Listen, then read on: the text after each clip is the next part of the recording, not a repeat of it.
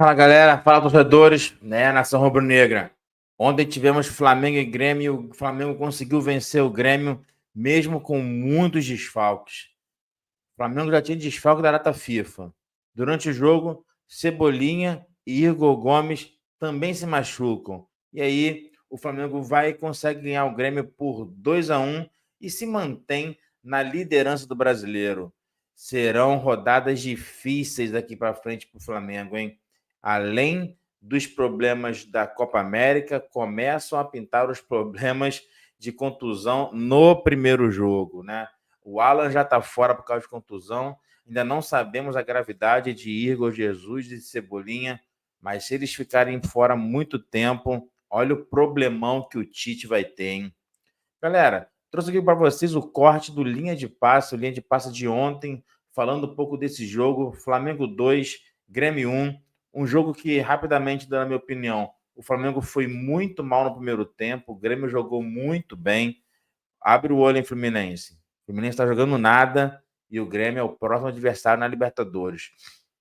Porém, o herói improvável, Luiz Araújo, achou um gol no primeiro tempo, acalmou as coisas, colocou a casa em ordem e no segundo tempo, sim. No segundo tempo, o Flamengo jogou melhor, jogou bem, teve lá a chance de fazer o segundo, terceiro, quarto, né? E no finalzinho, já na apagar das luzes, o Grêmio consegue fazer o seu golzinho, tá bom? O corte aqui, como sempre, crédito de vídeo para o Grupo Disney, canais ESPN, e o link do vídeo está aqui na descrição do nosso vídeo. Vamos para o corte, pessoal.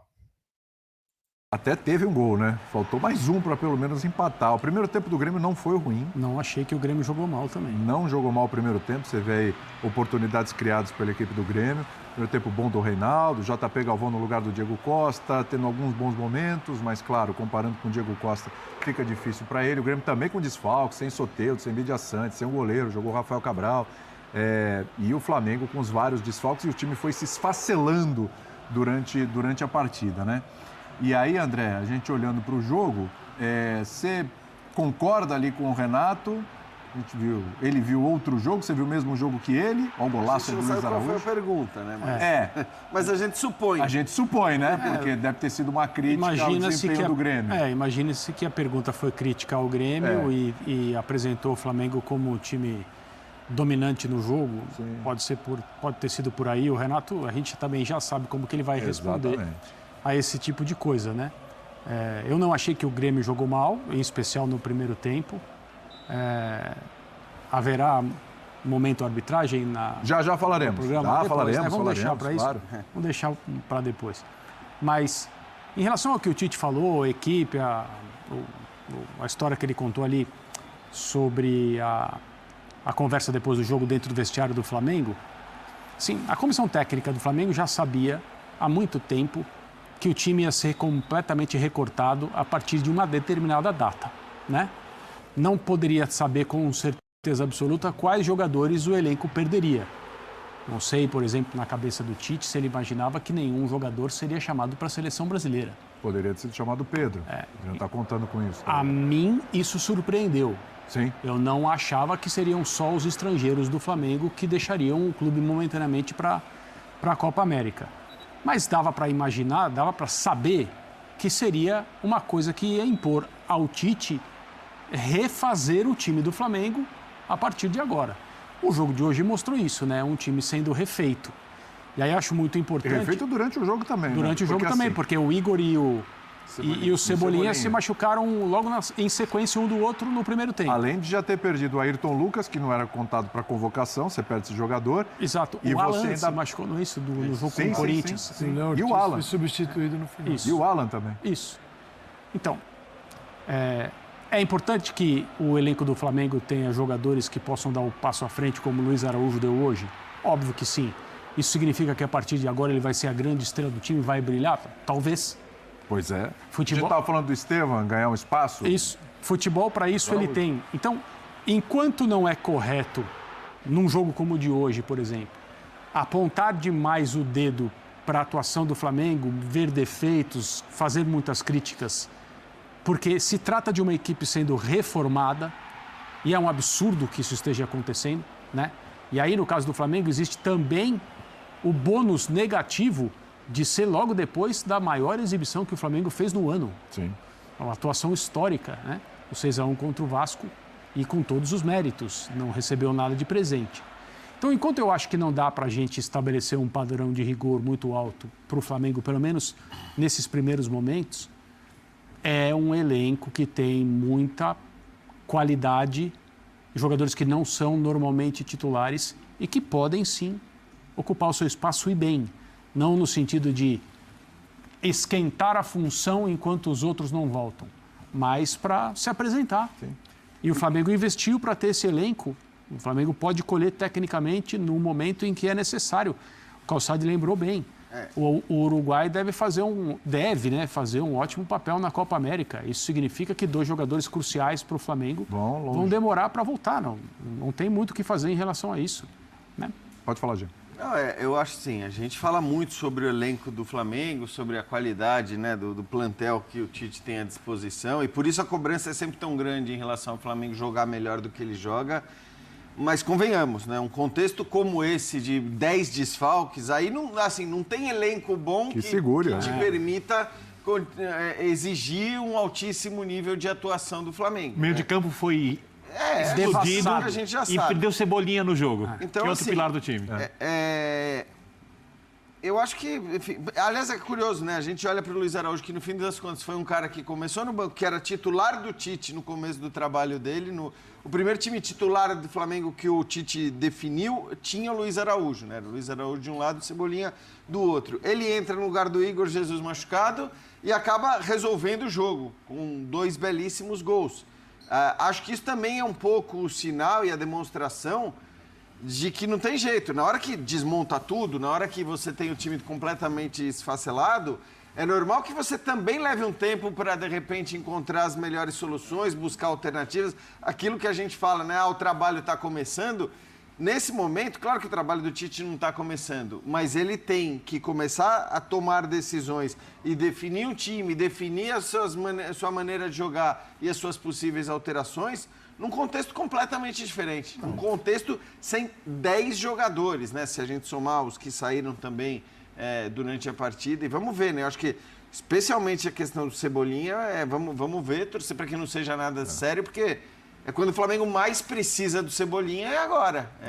Claro que ele é um titular do Flamengo, ele é um jogador essencial hoje, mesmo com todo mundo à disposição, mas na hora que vai metade do time embora, vai ter que atuar com o Bruno Henrique torcendo para ele não se machucar, né? E é claro, no limite. Olha de quem nós estamos falando. Claro, lógico. Né? O substituto do Cebolinha é o Bruno Henrique, altíssimo nível. Mas o Bruno Henrique pode fazer outras funções também, eventualmente. Né? O problema dele hoje é que ele tinha lateral esquerdo e primeiro volante com adaptações, né? Exato. O Léo Pereira e o Léo Ortiz. Então, hoje até que deu certo, né? Mas assim, você não tinha o jogador específico da posição. Sim.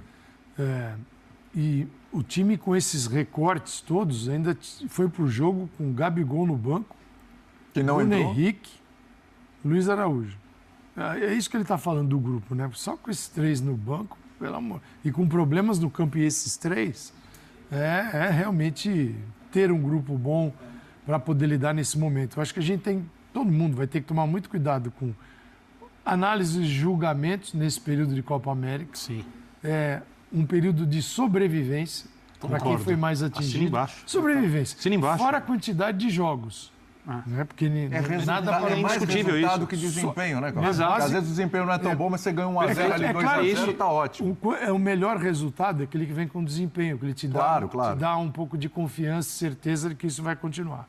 Mas nesse momento é jogo a jogo, placar a placar, 3 pontos, legal, agradeço, torcer para ninguém mais machucar e para outros se recuperarem. Mas é delicada a situação. E tem uma outra coisa, não é só o desempenho durante a Copa América, isso, óbvio, é essencial, a gente não tem como fazer uma avaliação ou exigir como a gente poderia exigir se o treinador tivesse com todos os jogadores. Vamos supor, o Uruguai, vocês têm dito, eu concordo plenamente, tem jogado o melhor futebol da América do Sul. Como voltam? Vamos supor que o Uruguai vá à final da Copa América. Verdade. Como volta a Arrascaeta? Como volta o De La Cruz? Né? Quantas vezes vão jogar? Então, assim, eu repito, assim, a desorganização do futebol brasileiro, eu não vou ficar falando disso porque eu cansei, canso ficar repetindo isso muito. Assim, é um trabalho de sabotagem do campeonato, que é o mais difícil que a gente tem no país, enorme, enorme. Hoje eu via na Sport TV uma entrevista do Arthur Jorge, ele falava, é muito estranho ter campeonato brasileiro durante a Copa América e durante a Euro. É muito estranho. Para ele é um contexto diferente. Porque ele vem de outro calendário. Não, mas você pode olhar, ver os melhores jogadores, de repente você vê alguma coisa diferente, olha alguma coisa com o técnico, aprende futebol, é aprendizado constante. Aqui não. Aqui é o que você disse, Calçade. Sobrevivência. Principalmente para esses times que montaram equipes para disputa de título. Olha o Inter hoje, contra o São Paulo, sem seus 2 principais atacantes. Aí se sofre ainda mais, né? Eu acho que porque você não tem um elenco tão farto quanto o do Flamengo. Possível isso. E como disse o Calçade... Não dá para exigir muito, já é isso. E resultado, como falou o William. E uma lesão é ainda mais séria, né? No caso do Valência hoje. Sim, Então, sim. E o legal do jogo é que entre os 30 minutos o Luiz Araújo e o Tite começou o jogo tentando a manutenção da ideia normal naquilo que o Flamengo leva para campo. Que é o natural, né? Porque senão você tem que fazer mais uma mudança. É inteligente. Ele tinha o Gerson do lado direito, o Lohan fazia o papel do Arrascaeta, Cebolinha e Pedro, com adaptação ali no volante, no Léo Ortiz, mas era o desenho, o sistema. Sim. A contusão obriga o Gerson a jogar como um segundo volante, aquele volante que sai. E aí entra o Luiz Araújo na dele, que era onde estava jogando o Gerson. Isso melhora o time imensamente. Exatamente. E não era algo que... Estava nos planos. Não era o plano inicial. Porque o que você vê no jogo... que eu falei, Calçade, que ele vai... Assim, ele vai descobrir também. Vai se virando. Sim. Não que ele não conhecesse Tem opções, mas vai se virando. o Luiz Araújo, mas o Luiz Araújo passa a fazer umas diagonais numa velocidade tão incrível que é a que ele tem, né? Que é o Gerson, é outro tipo de jogador, mais construtor ali, e o Luiz Araújo super agudo na diagonal, fazendo gol de frente, um golaço.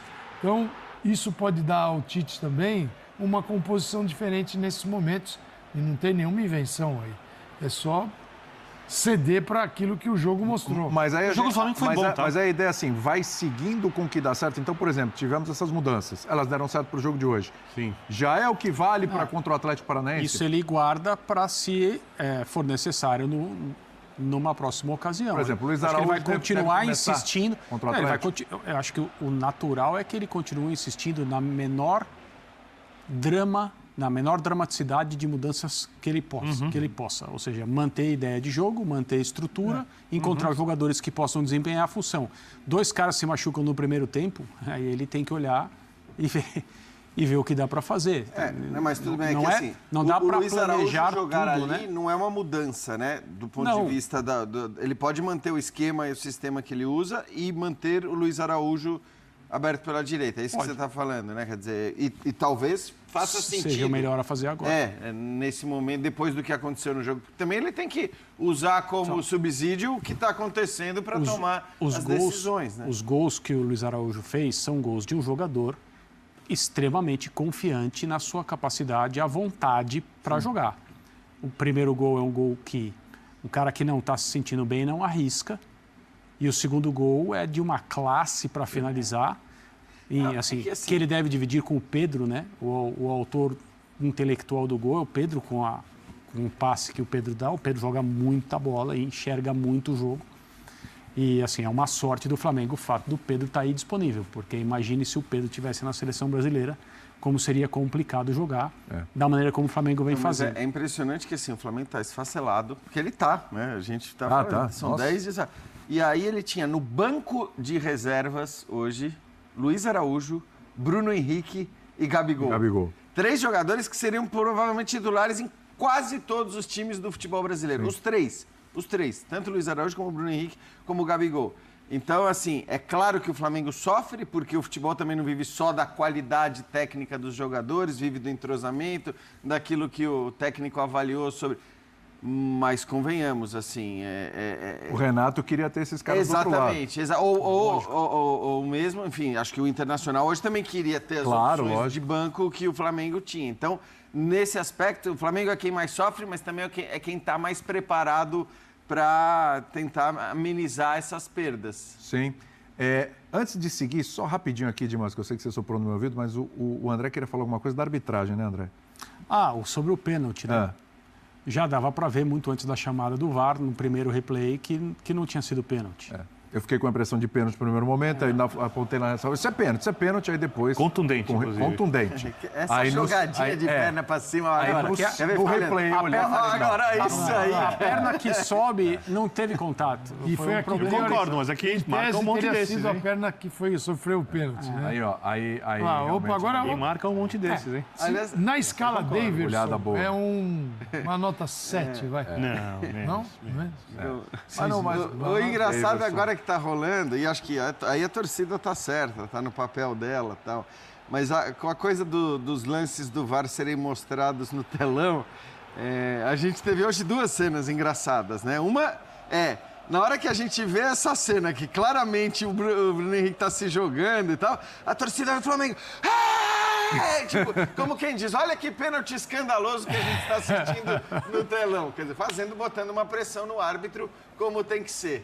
E também no jogo do São Paulo com o Internacional, o Caleri olhando para o telão, aquelas linhas que não dizem absolutamente nada, né? Que a gente conhece tão bem do nosso VAR. Ele olhava para as linhas do telão e começava a comemorar, como quem diz, olha aí, claramente eu não estava impedido, a condição era legal. Pessoal, esse foi o corte do linha de passe. Esse pênalti, hein? Olha, eu já olhei, eu tendo a achar que foi pênalti. Não pegou. Mas esse é o tipo de lance que o fato dele não deixar o Bruno Henrique seguir a jogada já é uma penalidade, sei lá, não sei. Entendo que não marca, né? Hoje em dia, se fosse no futebol raiz, sem VAR, isso aí é pênalti, muita coisa, muita coisa. Com VAR, sem VAR. Mas hoje com VAR, né? Você para, olha, vê se o pelinho da perna tocou para ver se foi falta. É uma palhaçada esse VAR. Mas é isso aí, pessoal. Flamengo 2, Grêmio 1. O Flamengo agora vai pegar o Atlético Paranaense lá em Curitiba. E a questão é, como eu falei em outros vídeos, é tentar pontuar o máximo com esses desfalques, né? Como eles falaram no vídeo, chegando a 10 desfalques. Não tem programação, não tem clube que aguente isso. É um absurdo. Desses 10, 5 por causa da terrível Copa América. Ao contrário do Uruguai, né? Que eles dizem que é um bom time que pode chegar. Tomara que o Uruguai tome 3 porradas logo. Nem sei qual é o grupo do Uruguai, mas tomara que o Uruguai vá muito mal. Que a Arrascaeta seja banco, sei lá, alguém lá do Uruguai arrebente e o De La Cruz seja banco, porque realmente isso é um absurdo. Galera, aviso final como sempre, curta nosso vídeo, compartilhe com os amigos, se inscreva no canal e marque o sininho para receber notificações de quando a gente postar mais vídeos. E claro, né, pessoal, deixa no comentário aqui, ó, a opinião de vocês. Eu sempre, quando posso, dou uma lida, dou uma curtida e às vezes respondo, né? Mas a nossa resenha, o nosso bate-papo é aqui pelos comentários. Valeu, galera. Muito obrigado. Fui.